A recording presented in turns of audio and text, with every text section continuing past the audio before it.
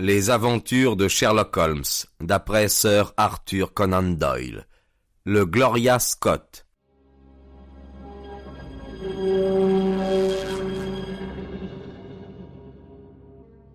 J'ai ici quelques papiers, me dit mon ami Sherlock Holmes un soir d'hiver où nous étions assis de chaque côté de la cheminée, qui, selon moi, mériteraient que vous y jetiez un coup d'œil. Il s'agit des documents qui se rapportent à l'affaire extraordinaire du Gloria Scott. Par exemple, le message qui a foudroyé d'horreur le juge de paix Trevor quand il l'a lu. D'un tiroir, il avait exhumé une petite boîte décolorée. Après en avoir défait le ruban, il me tendit un court billet griffonné sur une demi-feuille de papier ardoisé. En voici le texte. Plus de difficultés. Rien comme gibier à Londres pour faire la concurrence. Hudson, ton représentant a très bien vendu les faisans, la faisane et la mèche de fouet. Ta perdrix rouge, seule, a la chance de pouvoir quitter cette semaine l'élevage d'Angleterre. Quand je relevai les yeux après avoir lu ce message énigmatique, je vis Holmes glousser de joie. « Vous me paraissez un peu désorienté, me dit-il. Je comprends mal qu'un pareil message ait pu foudroyer d'horreur son destinataire. Il me semble au contraire. Mais oui, au contraire. Et pourtant, le fait est que son destinataire, un beau vieillard robuste, s'est écroulé après qu'il en eut pris connaissance, comme s'il avait reçu à bout portant un coup de fusil. Ah, vous éveillez ma curiosité. Mais d'abord, pourquoi m'avez-vous dit que cette affaire méritait de ma part un intérêt particulier ? Parce qu'elle a été ma première affaire. J'avais souvent essayé d'obtenir de mon compagnon qu'il me révèle les motifs qui l'avaient aiguillé vers les enquêtes criminelles, mais je n'avais jamais réussi jusque-là à le saisir dans une humeur communicative. Or ce soir, je le vis étaler sur ses genoux les documents auxquels il avait fait allusion. Il alluma sa pipe et pendant quelques instants demeura silencieux dans son fauteuil à remuer des souvenirs. « Vous ne m'avez jamais entendu parler de Victor Trevor ?» me demanda-t-il. « Il fut le seul ami que je me fis pendant mes 2 années d'école. Je ne me rappelle pas, Watson, avoir jamais été un individu très sociable. Je préférais m'enfermer dans ma chambre afin de mettre au point mes petites méthodes personnelles de raisonnement, si bien que je ne me mêlais guère aux garçons de mon âge. En dehors de l'escrime et de la boxe, le sport ne me tentait pas. Je consacrais donc mon attention à des sujets fort différents de ceux qui passionnaient mes camarades. Le résultat fut qu'entre eux et moi, il n'y avait aucun point de contact. Trevor était le seul avec lequel je me liais. Encore fallut-il pour cela qu'un matin, alors que je me rendais à un service religieux, son bull terrier se prit d'une passion soudaine pour ma cheville. Cette manière prosaïque de faire connaissance s'avéra efficace. Je fus immobilisé pour 10 jours et Trevor venait prendre de mes nouvelles. D'abord, il ne resta à bavarder qu'1 minute, mais bientôt ses visites se prolongèrent et nous devînmes vite amis.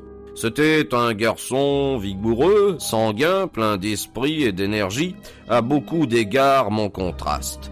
Cependant, nous nous découvrîmes quelques points communs, et notre amitié se scella du jour où j'appris qu'il était aussi dépourvu d'amis que moi. Finalement, il m'invita chez son père à Domtrop, dans le Norfolk, et j'acceptai son hospitalité pour 1 mois de grandes vacances. Le vieux Trevor était incontestablement un homme riche et considéré, juge de paix et propriétaire terrien. Domtrop est un petit hameau juste au nord de Logmer, dans la région des lacs et des marécages. La demeure était de type ancien, très longue, avec des solives de chêne et des murs de briques. Une belle avenue bordée de tilleuls y menait. On chassait dans les fougères d'excellents canards sauvages. Il y avait du poisson remarquable, la bibliothèque était limitée, mais elle ne contenait que de bons ouvrages, hérités, d'après ce que je compris, d'un précédent occupant. La cuisine était convenable. Bref, il aurait fallu être bien difficile pour ne pas passer là 1 mois en chanteur. Le vieux Trevor était veuf, et mon ami était son fils unique. Il avait une fille, je crois, mais elle était morte de la diphtérie au cours d'un séjour à Birmingham. Le père m'intéressa énormément. Il n'était pas très cultivé, seulement il était doué d'une force primitive considérable, à la fois physique et mentale. Il avait peu lu, mais il avait beaucoup voyagé, et loin. Il avait vu le monde, et il se souvenait de tout ce qu'il avait appris. C'était un grand gaillard, à forte et épaisse carrure, à tignasse poivre et sel, avec un visage hâlé et des yeux bleus perçants qui lui donnaient parfois un air féroce.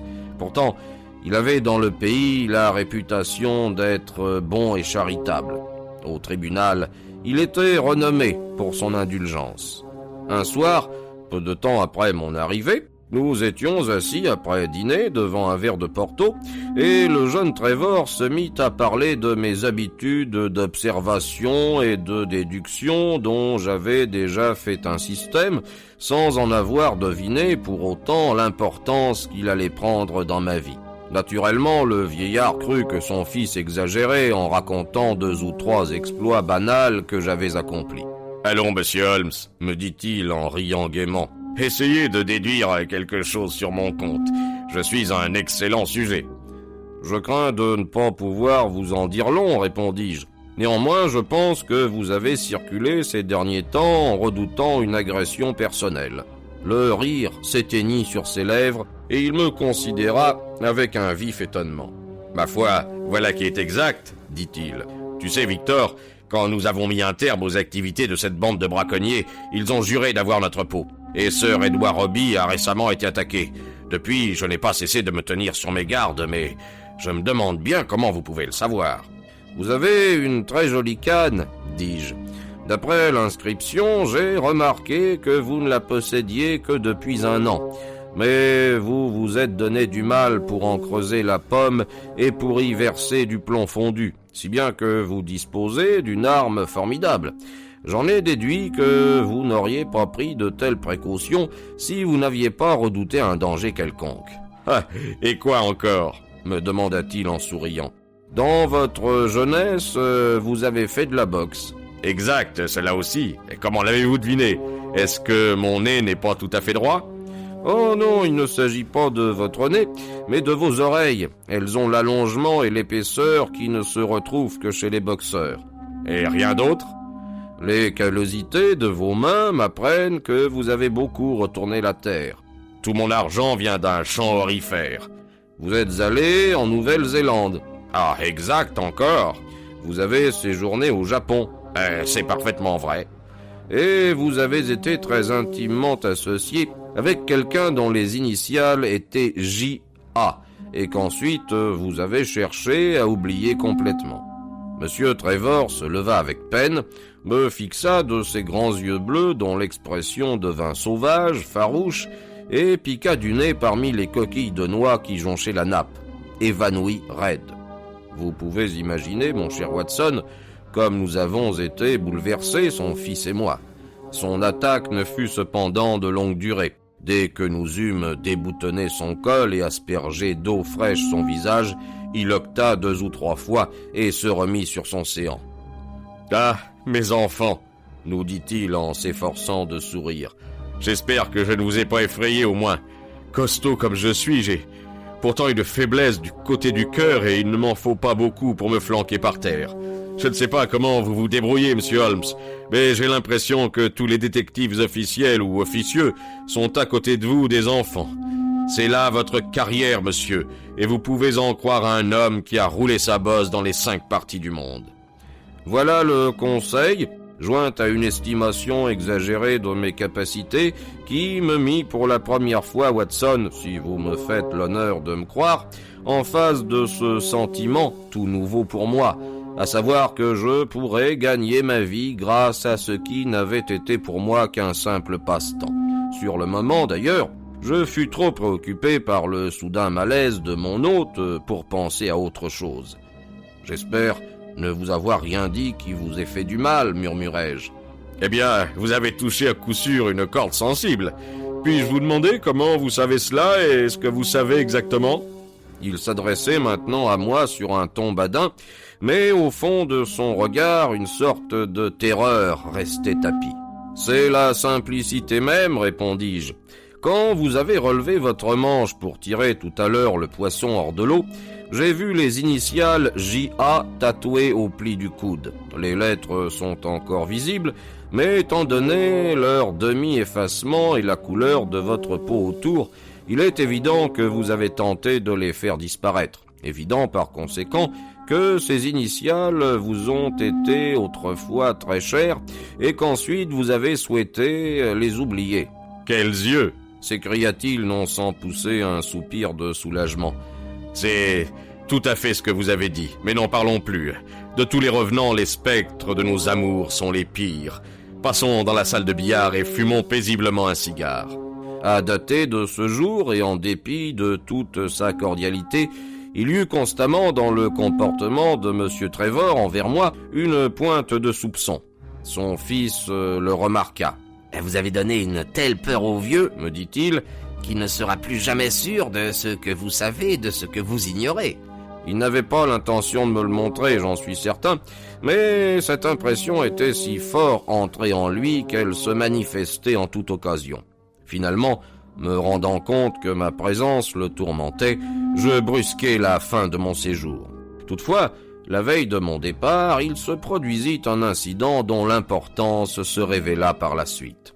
Nous étions assis sur la pelouse dans les fauteuils de jardin, prenant le soleil et admirant le panorama des lacs, quand la bonne vint annoncer qu'à la porte, quelqu'un désirait voir M. Trevor. « Qui ?» s'enquit notre hôte. « Il n'a pas voulu me dire son nom. »« Que me veut-il alors ?»« Il m'a seulement dit que vous le connaissiez et qu'il voulait vous parler juste un moment. »« Faites-le venir ici. » Nous vîmes apparaître un petit bonhomme à la mine chafouine, à l'allure obséquieuse, à la démarche traînante.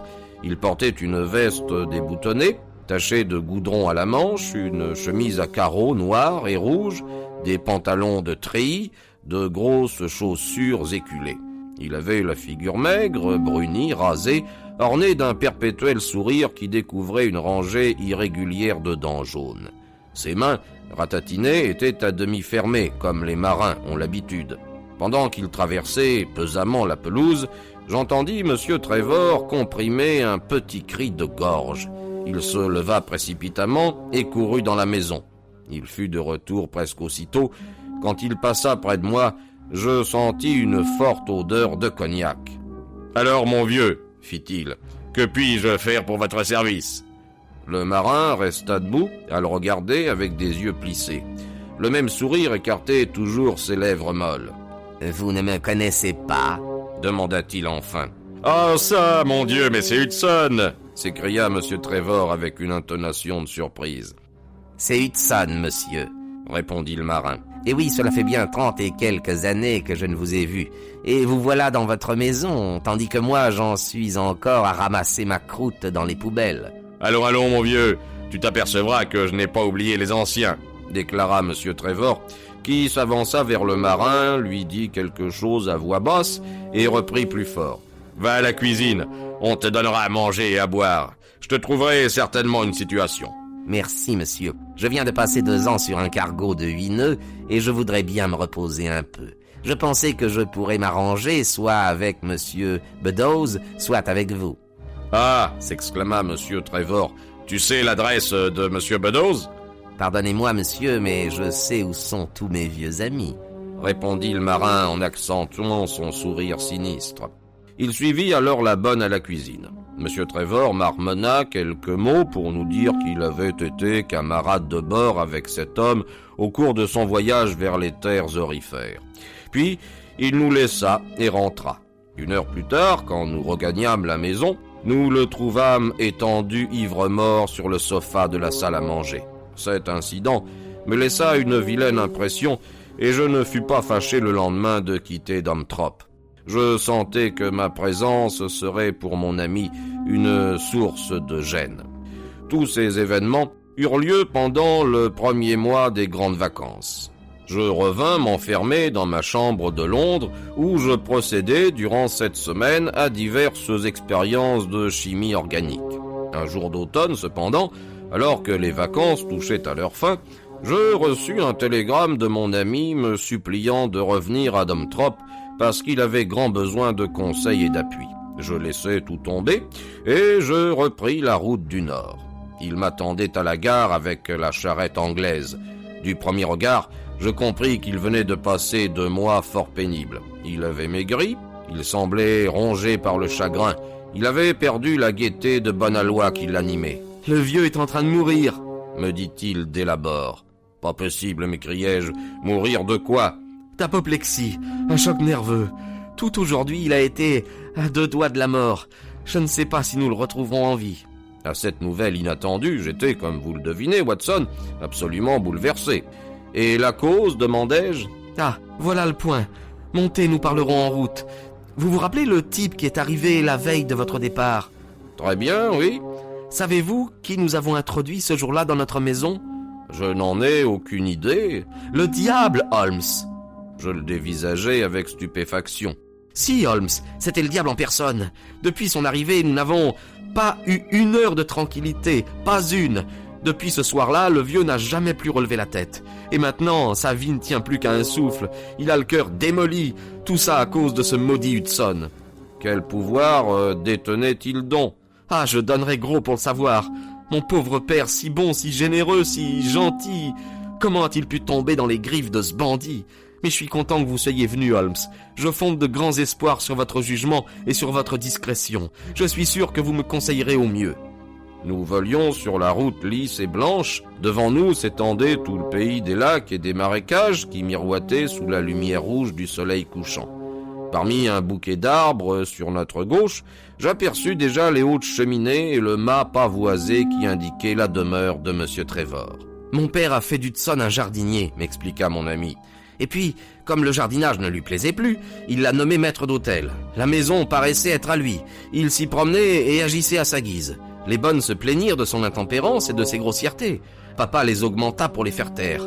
Hudson prenait le bateau et le meilleur fusil de mon père pour s'offrir des petites parties de chasse. Et toujours ce visage insolent, ricanant, sournois, que j'aurais boxé 20 fois s'il avait été celui d'un homme de mon âge. Je vous le jure, Holmes, tout ce temps-là, je me suis dominé terriblement. Et maintenant, je me demande si je n'aurais pas mieux fait de me contraindre un peu moins. Bref, les choses tournèrent de mal en pis. Cet animal de Hudson devint de plus en plus importun. Il se mêlait toujours davantage de choses qui ne le regardaient pas, jusqu'au jour où, en ma présence, il répliqua insolemment à mon père. Je le pris par les épaules et le chassai de la pièce où nous nous tenions. Il fila tout blême, avec des yeux venimeux qui exprimaient plus de menaces que n'importe quel discours. Je ne sais pas ce qui se passa ensuite entre mon pauvre vieux et lui, mais papa vint me trouver le lendemain pour me demander de bien vouloir faire des excuses à Hudson. Comme vous le pensez, je refusai net, et je ne cachai pas à mon père ma surprise qu'il tolérât une pareille canaille qui prenait de si grandes libertés avec lui et avec les bonnes. « Ah, mon enfant !» me répondit-il. « C'est très facile de parler quand on ne sait pas dans quelle position je me trouve. Mais tu le sauras, Victor. Je veillerai à ce que tu sois au courant, advienne que pourra. Tu ne penseras jamais du mal de ton vieux papa, dit mon fils. » Il était très ému. Il s'enferma dans son bureau toute la journée. Par la fenêtre, je l'aperçus. Il était occupé à écrire. Ce soir-là, se produisit ce qui me parut être une bonne détente. Hudson nous annonça qu'il allait nous quitter. Il nous informa de sa détermination après le dîner. Il avait la voix épaisse d'un homme à moitié ivre. « J'en ai assez du Norfolk, nous dit-il. Je vais descendre voir Monsieur Beddoes dans le Hampshire. Il sera, sans mentir, aussi content de me voir que vous l'avez été. » Avec une douceur qui me fit bouillir, mon père lui demanda « Tu ne pars pas fâché, Hudson, je l'espère. » Le type jeta dans ma direction un regard maussade. « Je n'ai pas eu mes excuses. » Alors mon père se tourna vers moi. « Victor, tu reconnais que tu t'es conduit avec rudesse envers ce brave type, n'est-ce pas ?» Je me bornai à répondre. « Au contraire, je crois que tous les deux nous avons été formidablement patients envers lui. » Il gronda. « Ah oui, vous trouvez. Très bien, mon petit ami, on en reparlera. » Il se glissa hors de la pièce et une demi-heure après, il avait quitté la maison. Mon père était dans un état nerveux pitoyable, mais ce fut juste au moment où il recouvrait un peu de confiance que tomba le dernier coup. « Et de quelle manière ?» demandai-je avidement. « Le plus extraordinairement du monde. Hier, une lettre pour mon père arriva à la maison. Elle portait le cachet de la poste de Fordingbridge. Papa la lut se prit la tête dans les mains et il mit à courir en rond dans le salon comme quelqu'un qui est subitement devenu fou. Quand je parvins à le coucher sur le canapé, sa bouche et ses paupières étaient crispées d'un côté et je vis qu'il avait une attaque.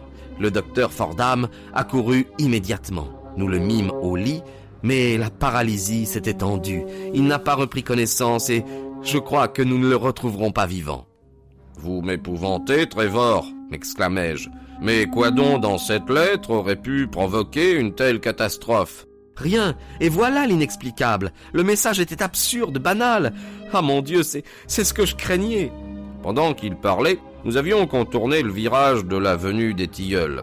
Dans la lumière faiblissante du soir, nous vîmes que tous les stores de la maison avaient été baissés. Nous nous précipitâmes vers la porte. Mon ami avait la figure dévorée par le chagrin.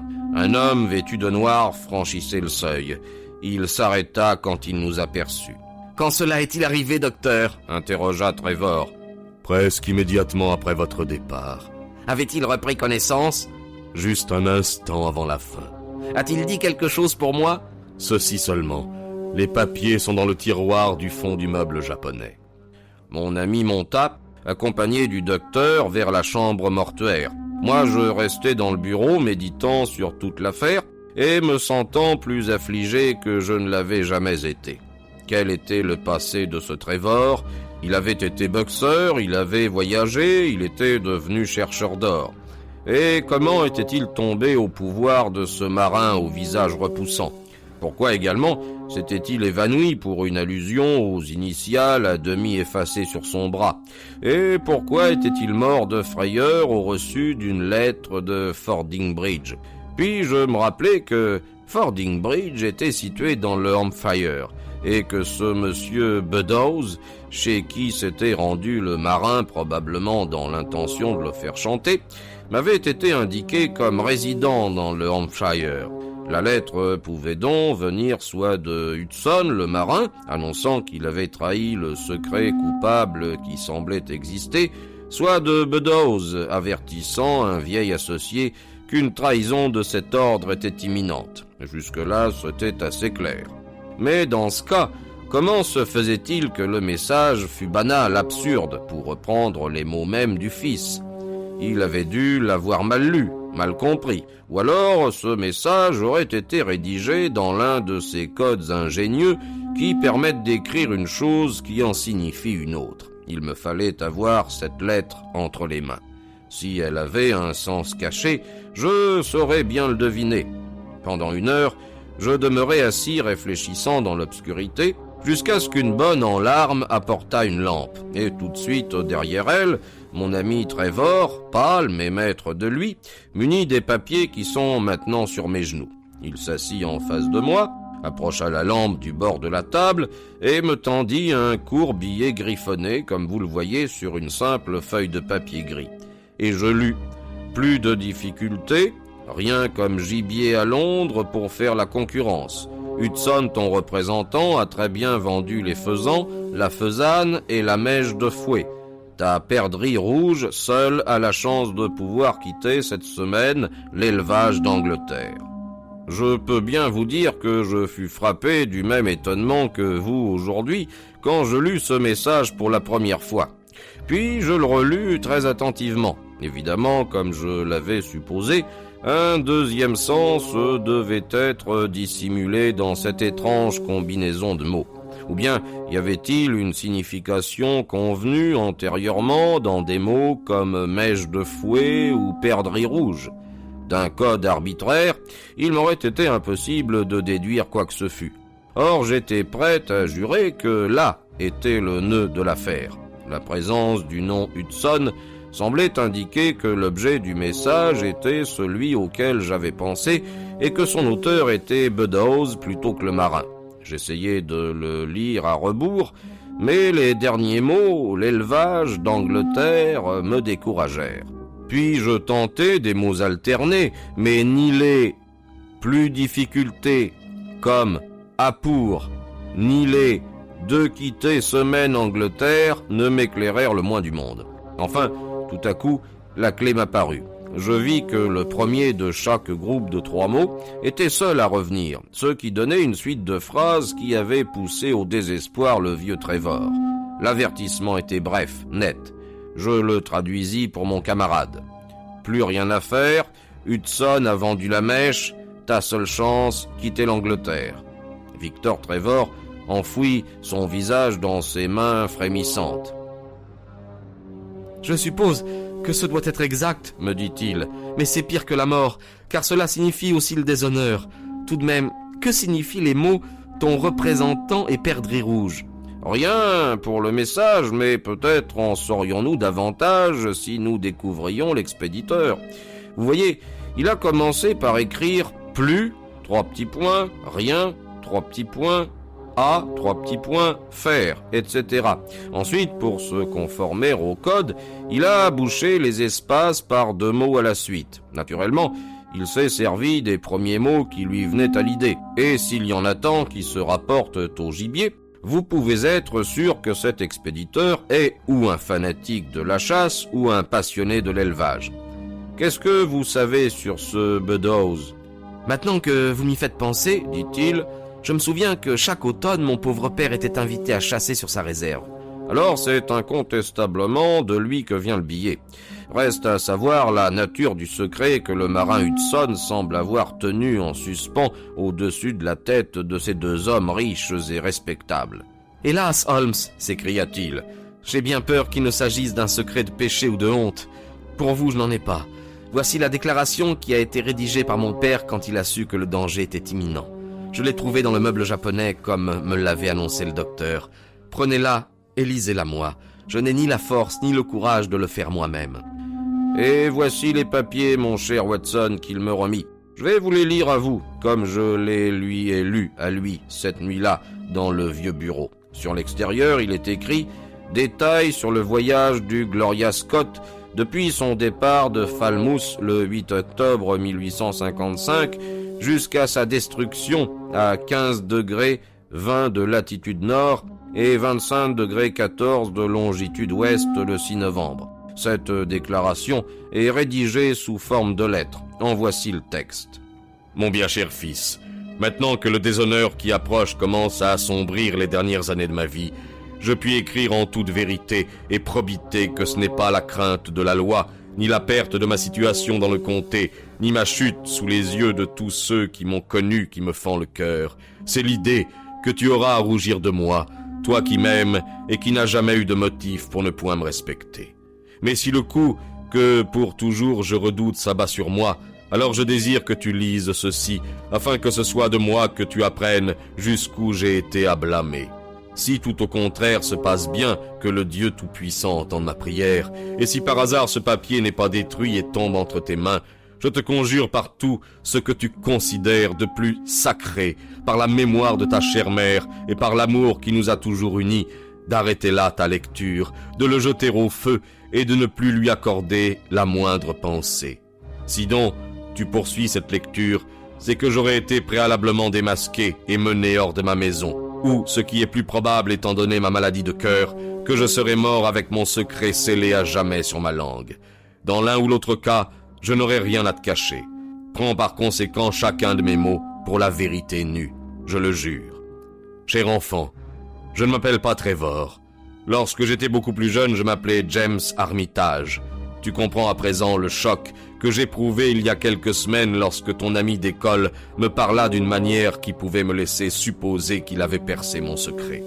Sous le nom d'Armitage, j'entrai dans une banque de Londres. Sous le nom d'Armitage, je fus déclaré coupable d'avoir contrevenu aux lois de mon pays et je fus condamné à la relégation perpétuelle. Ne pense pas trop de mal de moi, mon petit enfant. J'avais à payer une dette d'honneur, comme on dit, et pour m'en acquitter, j'ai utilisé de l'argent qui ne m'appartenait pas. J'étais certain que je pourrais le restituer avant qu'on s'aperçût qu'il manquait. Une terrible malchance s'acharna sur moi. L'argent sur lequel j'avais compté ne me fut pas donné, et un examen prématuré des comptes fit apparaître le déficit. L'affaire aurait pu s'arranger dans la clémence, mais les lois étaient appliquées plus sévèrement il y a 30 ans que maintenant, et le jour de mon 33e anniversaire, je me trouvais enchaîné comme criminel avec 37 autres forçats dans l'entrepont du bateau Gloria Scott en partance pour l'Australie. C'était en 1855. La guerre de Crimée battait son plein. Les vieux bateaux de forçats avaient beaucoup servi comme transport de troupes en mer Noire. Le gouvernement fut donc obligé d'utiliser des navires plus petits et moins adéquats pour reléguer ses bagnards. Le Gloria Scott avait fait le commerce du thé avec la Chine, mais de nouveaux voiliers l'avaient supplanté. Il était trop vieux, lourdement arqué avec de larges baux. Il jaugeait 500 tonnes. En sus de 38 gibiers de potence, il transportait un équipage de 36 hommes, 18 soldats, un capitaine, 3 lieutenants, un médecin, un aumônier et 4 gardiens. En somme, il avait une cargaison de 100 âmes quand nous quittâmes Falmouth. Les cloisons entre les cellules des forçats n'étaient guère en chaîne solide comme dans les transports pénitentiaires. Elles s'avérèrent minces et fragiles. Mon voisin, vers l'arrière, se trouvait être un gaillard que j'avais particulièrement remarqué au moment de l'embarquement. Il était jeune, son visage clair ne portait ni barbe ni favoris. Il avait un long nez effilé, des mâchoires en casse-noix, un port de tête insouciant, et il se balançait en marchant. Par-dessus tout, il était d'une taille qui l'empêchait de passer inaperçu. Je ne crois pas qu'il y en eût un parmi nous qui lui arrivât plus haut que l'épaule. À coup sûr, il ne mesurait pas moins de 2 mètres. C'était bizarre de voir au milieu de tant de figures maussades et lasses une tête qui respirait la décision et l'énergie. Quand je l'aperçus, ce fut comme un brasier dans une tempête de neige. Je fus donc satisfait de l'avoir comme voisin et plus heureux encore quand, dans le silence mortel de la nuit, j'entendis un chuchotement contre mon oreille. Il s'était débrouillé pour tailler une ouverture dans la planche qui nous séparait. « Salut camarade !» dit-il. « Comment t'appelles-tu et pourquoi es-tu ici ?» Je lui répondis et lui demandai en échange qui il était. « Je suis Jack Pendergast, » me dit-il. « Et ma foi, tu apprendras à respecter mon nom. » Je me rappelais avoir entendu parler de son affaire car peu de temps avant mon arrestation, elle avait provoqué une énorme sensation dans tout le pays. C'était un homme de bonne famille et de grande capacité, mais il était incurablement atteint d'habitudes déplorables et par un ingénieux système d'escroquerie, il avait dépouillé quelques-uns des plus riches commerçants de Londres. « Ah, tu te souviens de moi ?» me demanda-t-il fièrement. « Très bien. »« Alors peut-être te rappelles-tu un détail curieux dans mon affaire ?»« Lequel ?»« J'avais près d'1/4 de million, n'est-ce pas ?»« C'est ce que l'on a dit. »« Mais on n'a rien récupéré, hein ?»« Non. »« Eh ben, où t'imagines-tu que se trouve le fric ?»« Je n'en ai aucune idée, répondis-je. »« Juste entre mon index et mon pouce, s'écria-t-il. Pardieu, je possède plus de 30 livres à mon nom que tu as de cheveux sur la tête. Et si tu as de l'argent, mon fils, et si tu sais comment le manier et le dépenser, tu peux faire n'importe quoi. Alors, crois-tu vraisemblablement qu'un type qui pourrait faire n'importe quoi va traîner ses guêtres dans la cale puante d'un vieux cercueil plein de draps et de poux, comme ce caboteur de la côte chinoise? Non, monsieur, un type pareil veille sur lui-même et sur ses copains. Cramponne-toi à lui, et sur la Bible, tu n'auras pas à t'en plaindre. » C'était sa façon de parler. D'abord je crus que de telles paroles ne signifiaient rien, mais au bout d'un moment, quand il m'eut éprouvé et fait promettre le silence avec toute la solennité possible, il me donna à entendre qu'il y avait réellement un complot en train pour que nous nous assurions le commandement du bateau. Une douzaine de prisonniers l'avaient tramé avant de monter à bord. Pendergast en était le chef. Son argent en était le puissant moteur. « J'avais un associé, me dit-il. Un brave type, comme il y en a peu, aussi fidèle qu'un cercle à un tonneau, et plein aux os, un Richard. Où crois-tu qu'il se trouve en ce moment? Eh ben, c'est l'aumônier du bateau. L'aumônier, pas moins. Il est monté à bord avec un habit noir et des papiers en règle. Il a assez d'argent dans sa valise pour acheter le bateau depuis la quille jusqu'à la pomme du mât. L'équipage lui est dévoué corps et âme. Il pouvait acheter les matelots à tant la douzaine au comptant, et il les a payés avant qu'ils signent leur engagement. Il a 2 des gardiens, plus Mercer le second. Il aurait acheté le capitaine lui-même s'il avait cru que ça en valait la peine. « Que devrons-nous faire alors ?» demandai-je. « Et qu'est-ce que tu crois ? Nous allons donner à quelques-uns de ces soldats une tunique plus rouge que celle dont leur tailleur les a gratifiés. »« Mais ils sont armés. »« Eh, nous le serons aussi, mon garçon. Il y a une paire de pistolets pour chacun de nous. Si nous ne pouvons pas prendre ce bateau avec tout l'équipage pour nous, alors faudra nous renvoyer à la communale. Cette nuit, Tu parleras à ton copain de l'autre côté, et tu verras si on peut avoir confiance en lui. » Je n'y manquais point. Il se trouva que mon autre voisin était un homme jeune dont la situation ressemblait à la mienne. Il avait été condamné pour faux. Il s'appelait Evans, mais plus tard il changea de nom comme moi, et il est à présent un citoyen riche et heureux de l'Angleterre du Sud. Tout de suite, il se déclara prêt à se joindre à la conspiration puisqu'il n'y avait pas d'autre moyen de salut.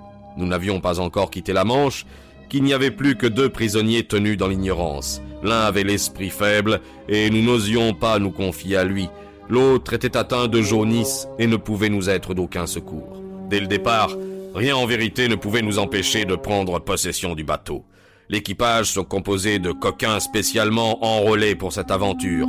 Le faux aumônier passait dans nos cellules pour nous exhorter. Il portait un sac noir soi-disant rempli de brochures de piété.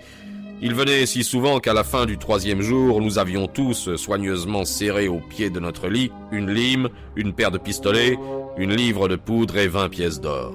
2 des gardiens étaient aux ordres de Pendergast. Le second lieutenant était son bras droit. Nous n'avions contre nous que le capitaine, 2 seconds, 2 gardiens, le lieutenant Martin et ses 18 soldats, plus le médecin. Pourtant, nous avions décidé de ne négliger aucune précaution et de procéder à l'attaque par surprise de nuit. Mais elle eut lieu plus tôt que prévu, et voici pourquoi. Un soir, à peu près 3 semaines après notre départ, le médecin de bord était descendu pour voir l'un des prisonniers qui était malade.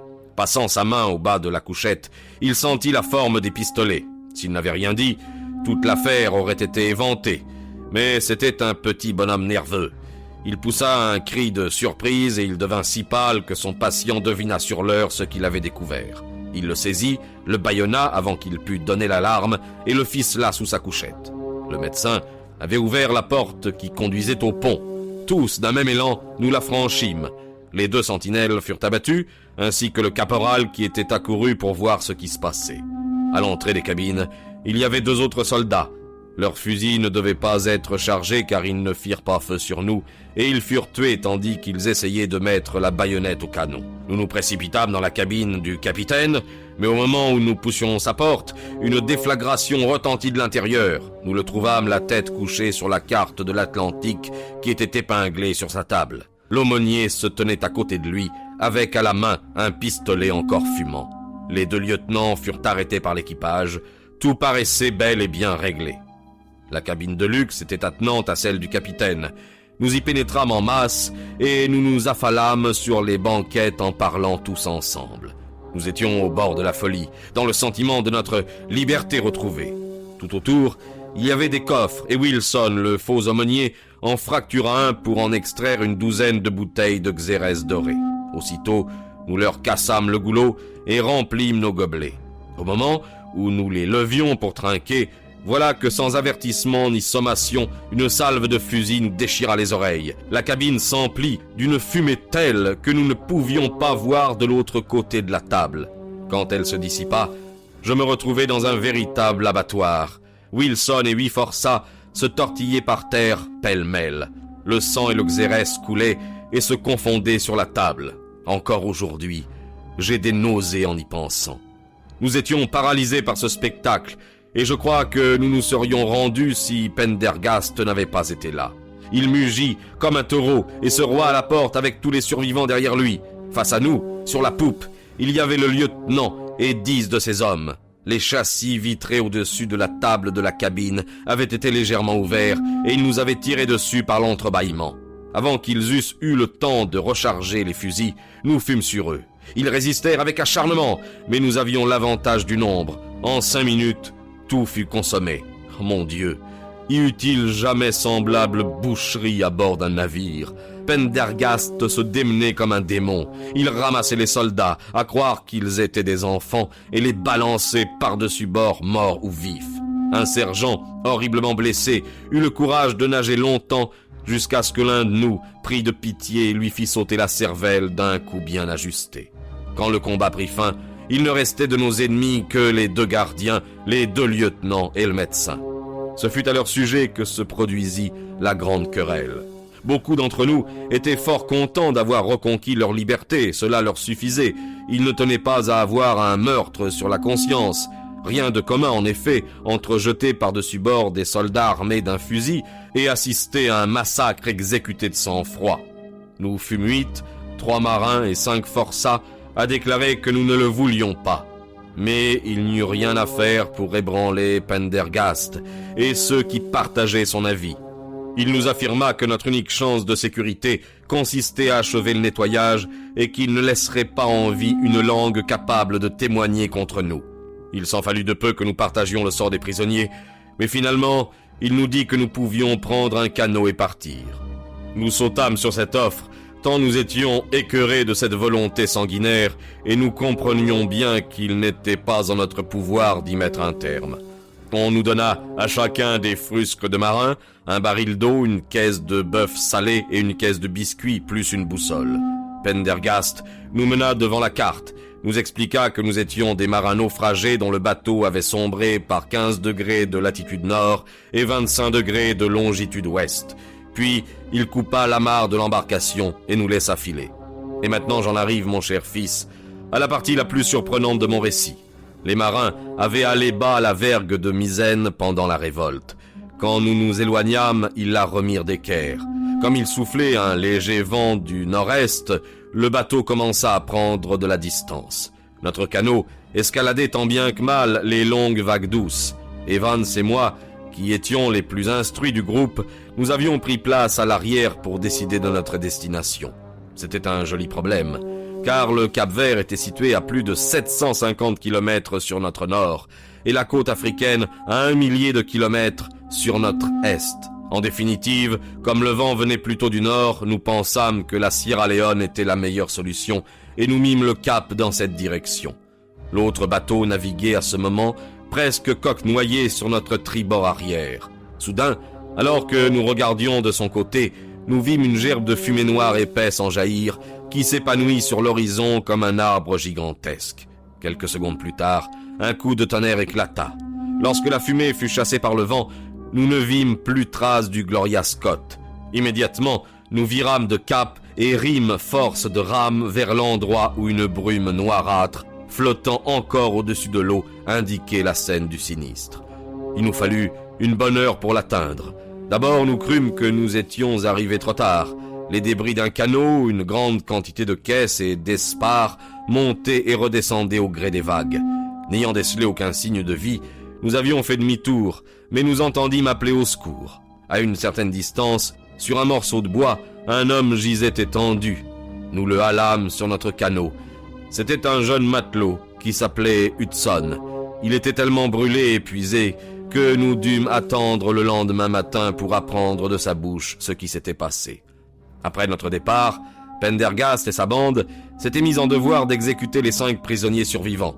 Les 2 gardiens avaient été abattus et jetés par-dessus bord. Puis ça avait été le tour du 3e lieutenant. Pendergast était alors descendu dans l'entrepont et de ses propres mains, il avait tranché la gorge du malheureux médecin. Il ne restait plus que le lieutenant en premier, qui était hardi et énergique. Quand il vit que le forçat s'avançait vers lui avec un couteau ensanglanté à la main, il se dégagea de ses liens qu'il avait préalablement desserrés, et il sauta du pont dans la cale arrière. Une douzaine de forçats, armés de pistolets, descendirent pour le rattraper. Ils le trouvèrent assis près d'un baril de poudre ouvert, une boîte d'allumettes dans la main. Ce baril était l'un des 100 que transportait le bateau. Il jura qu'il ferait tout sauter s'il était molesté. Quelques minutes plus tard, ce fut l'explosion. Hudson pensait qu'elle avait été causée par un coup de pistolet mal dirigé plutôt que par l'allumette du lieutenant. Mais quelle qu'en fût la cause, le Gloria Scott était anéanti, ainsi que la canaille qui en avait pris le commandement. Telle est, mon cher enfant, l'histoire résumée en peu de mots de la terrible affaire dans laquelle je me suis trouvé engagé. Le lendemain, nous fûmes repérés par le brick Hotspur qui se dirigeait vers l'Australie, et son capitaine nous crut sans difficulté quand nous lui affirmâmes que nous étions les survivants d'un bateau de voyageurs qui avait fait naufrage. Le Gloria Scott fut déclaré par l'amirauté perdu en mer. Jamais son véritable destin n'a été révélé. Après un excellent voyage, le Hotspur nous débarqua à Sydney, où Evans et moi prîmes de faux noms. Nous nous dirigeâmes vers les terres aurifères. Là, parmi la foule cosmopolite qui était rassemblée, nous abandonnâmes pour toujours notre première identité. Je n'ai pas besoin de relater la suite. Nous avons fait fortune, nous avons voyagé, et nous sommes revenus en Angleterre comme des coloniaux enrichis pour y acheter des terres. Pendant plus de 20 ans, nous avons mené une existence paisible et utile, en espérant que notre passé était à jamais enterré. Imagine donc ce que j'ai pu éprouver quand, dans le marin qui survint, je reconnus instantanément l'homme que nous avions sauvé du naufrage. Je ne sais comment il avait retrouvé nos traces, mais il était décidé à profiter de notre peur. Tu comprends maintenant pourquoi je m'efforçais de maintenir la paix entre vous. Et dans une certaine mesure, tu sympathiseras avec la terreur qui m'habite depuis qu'il a quitté la maison avec des menaces sur la langue pour se rendre auprès de son autre victime. Au-dessous est écrit d'une main si tremblante qu'on peut à peine lire « Beddoes m'avertit en code que H a tout dit. Doux Seigneur, ayez pitié de nos âmes. » Voilà le récit que j'ai lu cette nuit-là au jeune Trevor. Et je crois, Watson, qu'étant donné les circonstances, c'était un récit plutôt dramatique. Mon brave ami eut le cœur brisé. Il alla en Extrême-Orient s'occuper de plantations de thé où il réussit bien. Quant aux marins et à Beddoes, je n'ai jamais eu de nouvelles de l'un ou de l'autre à partir du jour où a été écrite cette lettre. Tous deux ont disparu complètement. Or, la police n'avait reçu aucune dénonciation, si bien que Beddoes a pris une menace pour l'exécution de la menace. La police croit que Hudson et Beddoes se sont mis d'accord pour partir ensemble. Pour ma part, je pense que la vérité est exactement l'inverse. Il est probable que Beddoes, poussé au désespoir et se croyant déjà trahi, s'est vengé sur Hudson et a quitté le pays en emportant autant d'argent qu'il le pouvait. Tels sont les faits de l'affaire, docteur, et s'ils peuvent être utiles à votre collection, je les mets bien volontiers à votre disposition.